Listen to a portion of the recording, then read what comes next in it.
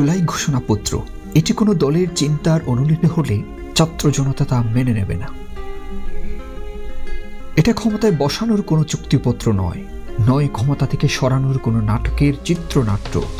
জুলাই মানে বৈষম্যের বিরুদ্ধে প্রতিরোধ, জুলাই মানে প্রতিটি অন্যায়ের বিরুদ্ধে দাঁড়িয়ে যাওয়া, জুলাই মানে আমূল পরিবর্তনের অঙ্গীকার।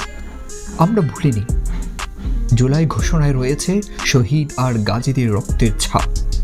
ওই রক্ত এখনো শুকায়নি, তারা আজও জেগে আছে আমাদের হাতের রেখায়, আমাদের কণ্ঠের প্রতিধ্বনিতে।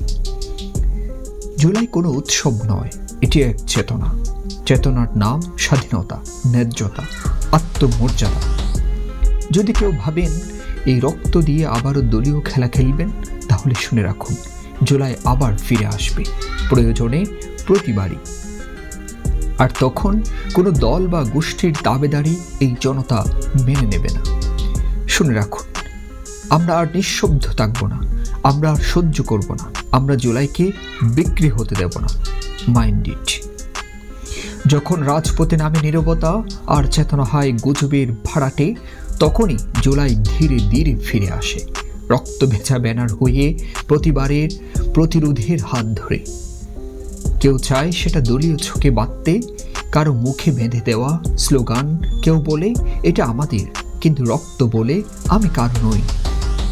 জুলাই মানে শহীদের ঋণ, যে ঋণ শুধু ক্ষমতার দমে বিকায় না। জুলাই মানে সাহসের আলো, যে আলো দল দেখে না, দেয় দিক। আমরা জানি একদিন সবাই ফিরবে ঘুরে, কিন্তু তারা মাঠে থাকে যারা ইতিহাস লেখে। তাই যদি কেউ আবার নাটক সাজায়, জুলাই আবার আসবে, আসবেই।